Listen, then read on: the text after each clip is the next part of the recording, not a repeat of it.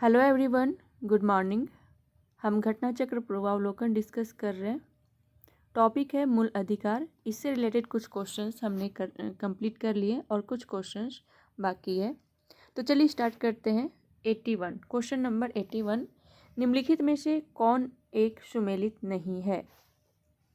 Option A है अनुच्छेद 23, मानव के दुर्व्यवहार एवं बलात्कार का प्रतिबंध। बिल्कुल सही है।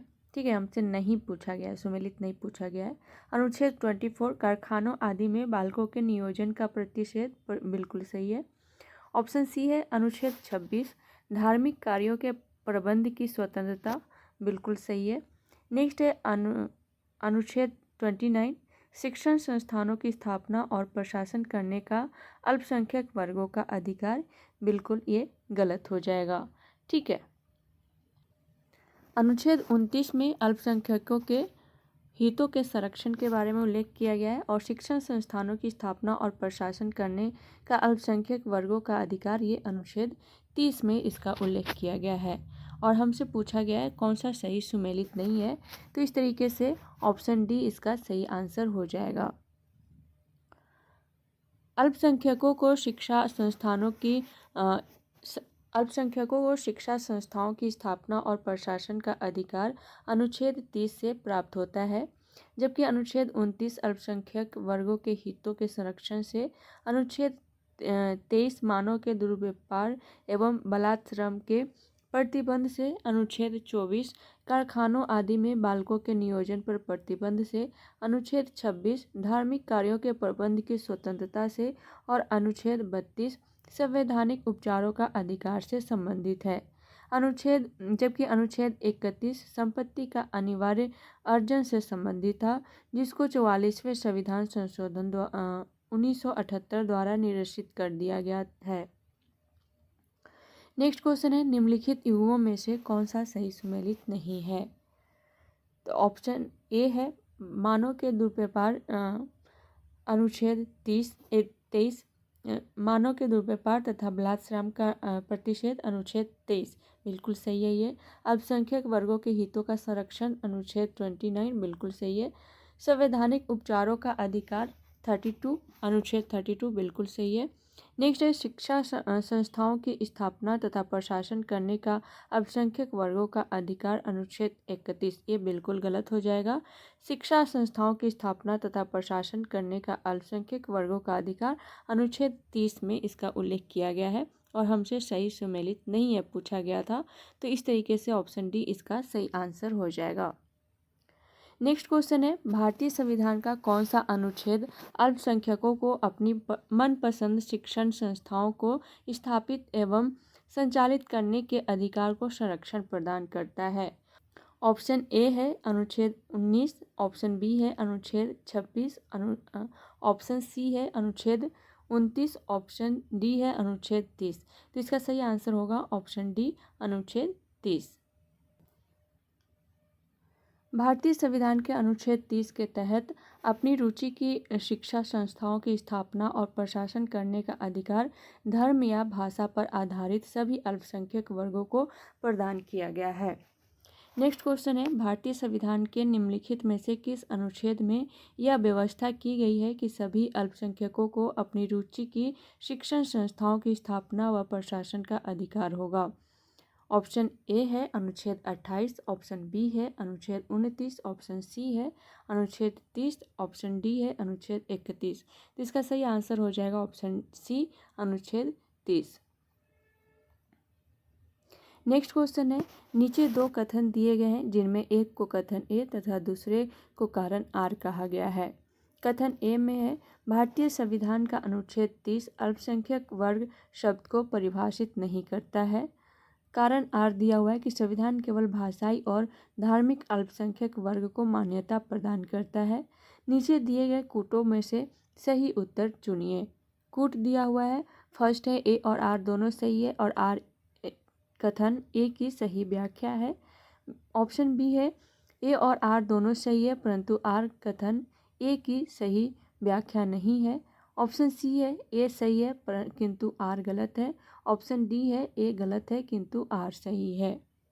तो इसका सही आंसर हो जाएगा ऑप्शन बी। ए और आर दोनों सही है, परंतु आर कथन ए की सही व्याख्या नहीं है। ठीक है, तो इसको ध्यान में रखिएगा।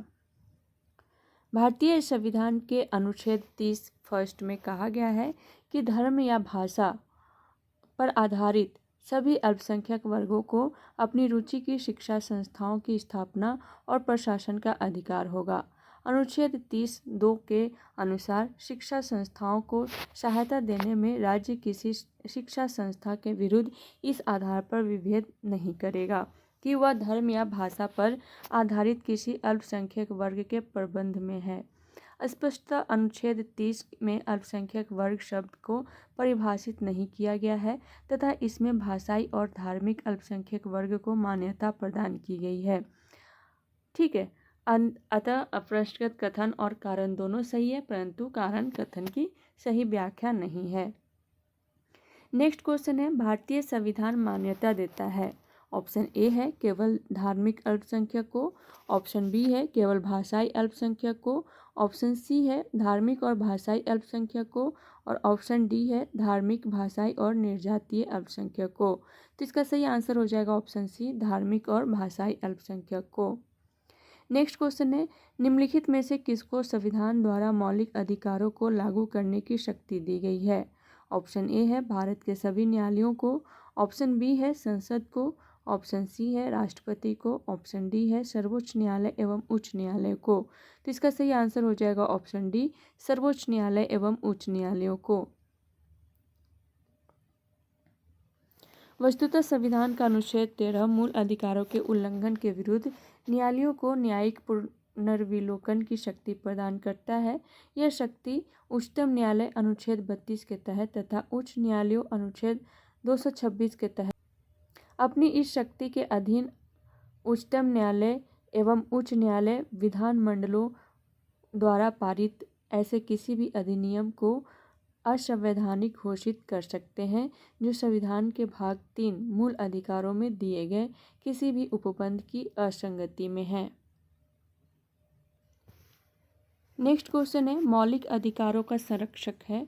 ऑप्शन ए है न्यायपालिका, ऑप्शन बी है कार्यकारिणी, ऑप्शन सी है संसद, ऑप्शन डी है उपयुक्त में से कोई नहीं। तो इसका सही आंसर हो जाएगा ऑप्शन ए, न्यायपालिका।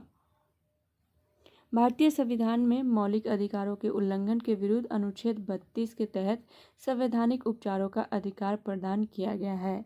इसके तहत कोई व्यक्ति मौलिक अधिकारों के हनन की स्थिति में न्यायपालिका की शरण ले सकता है। अनुच्छेद 32 के तहत सर्वोच्च न्यायालय तथा अनुच्छेद 226 के तहत उच्च न्यायालय मौलिक अधिकारों को उल्लंघन की स्थिति में उपचार प्रदान कर सकते हैं। नेक्स्ट क्वेश्चन है, संविधान के अंतर्गत मूल अधिकारों का संरक्षक कौन है। ऑप्शन ए है संसद, ऑप्शन बी है राष्ट्रपति, ऑप्शन सी है सर्वोच्च न्यायालय, ऑप्शन डी है मंत्रिमंडल। तो इसका सही आंसर हो जाएगा ऑप्शन सी, सर्वोच्च न्यायालय। सर्वोच्च न्यायालय को मौलिक अधिकारों का संरक्षक एवं भारत के संविधान का अभिभावक माना जाता है। नेक्स्ट क्वेश्चन है, भारतीय संविधान के अंतर्गत निम्नलिखित में से किसे मूल अधिकारों का संरक्षक समझा जाता है। तो इसका सही आंसर हो जाएगा ऑप्शन सी, न्यायपालिका को। नेक्स्ट क्वेश्चन है, निम्नलिखित में से किस एक को नागरिकों के मौलिक अधिकारों का रक्षक तथा भारत के संविधान का अभिभावक माना जाता है। तो इसका सही आंसर हो जाएगा ऑप्शन सी, उच्चतम न्यायालय।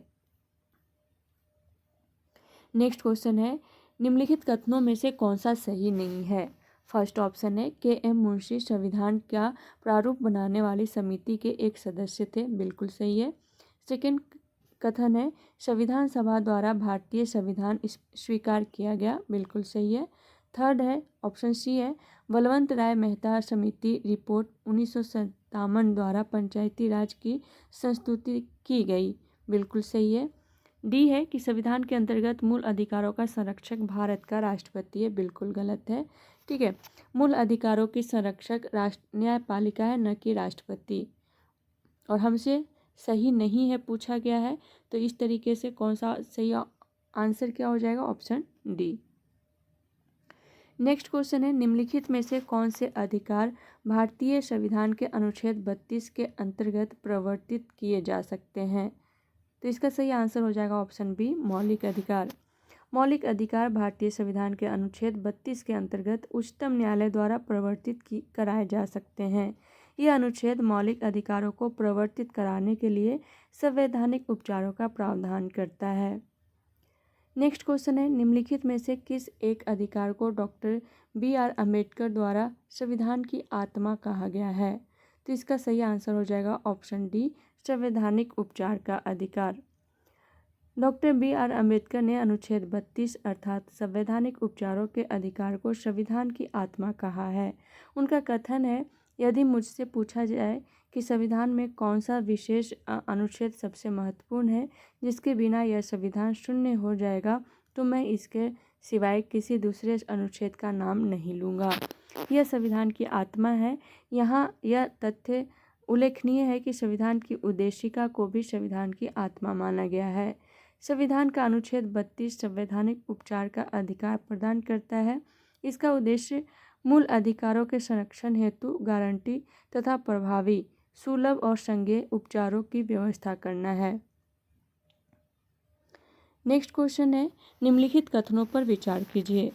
कथन ए है, संविधान के अनुच्छेद 32 को डॉक्टर B.R. अम्बेडकर ने इसकी आत्मा कहा था। बिल्कुल सही है। कारण आर दिया हुआ है कि अनुच्छेद 32 मौलिक अधिकारों के अतिक्रमण के विरुद्ध प्रभावी उपचार का प्रावधान करता है। कारण भी सही है। तो इस तरीके से कौन सा आंसर सही हो जाएगा इसका? कूट दिया हुआ है हमारे पास, ऑप्शन ए तथा आर दोनों ही सही है और ए का सही स्पष्टीकरण आर है। बिल्कुल सही है, ऑप्शन ए इसका सही आंसर हो जाएगा। तो आज के लिए इतना ही। बाकी क्वेश्चंस हम नेक्स्ट क्लास में डिस्कस करेंगे। तब तक के लिए thank you so much and all the best.